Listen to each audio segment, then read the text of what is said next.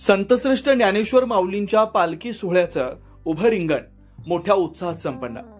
लोणंद येथील माऊलींचा मुक्काम संपवून पालखी दुपारी तरडगावकडे प्रस्थान झाले। दुपारी 4 वाजता वारकरी ग्रामस्थ यांच्या समवेत माऊलींचं उभं रिंगण मोठ्या उत्साहात संपन्न झालं। यावेळी सातारा जिल्ह्याचे पोलीस प्रमुख दोषी फलटण डीवायएसपी धस साहेब तसेच सातारा जिल्ह्यातील विविध पोलीस निरीक्षक, उपनिरीक्षक आणि लोणंद पोलीस स्टेशनचे सहाय्यक पोलीस निरीक्षक सुशील भोसले यांच्या मार्गदर्शनाखाली चोख पोलीस बंदोबस्त ठेवण्यात आला होता। खबर गावाकडची उपसंपादक दिलीप वाघमारे, लोणंद।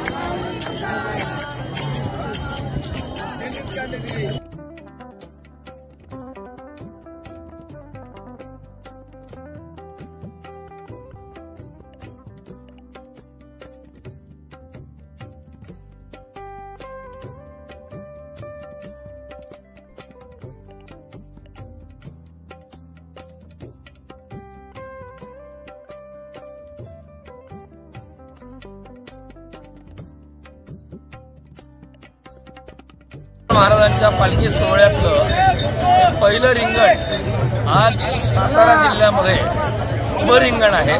सातारा जिल्ह्यामध्ये काल ज्ञानोबारायांनी प्रवेश केल्यानंतर आज हे पहिलं रिंगण चांदोबाच्या लिंबमध्ये होत आहे।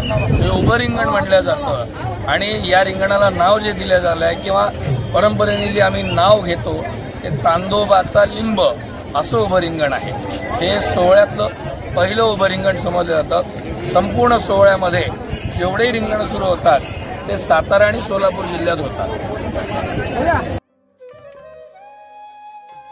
अशाच नवनवीन अपडेटसाठी आमच्या खबर गावाकडची या चॅनेलला सबस्क्राईब करा, आमचे व्हिडिओ लाईक करा आणि शेअर करा। धन्यवाद।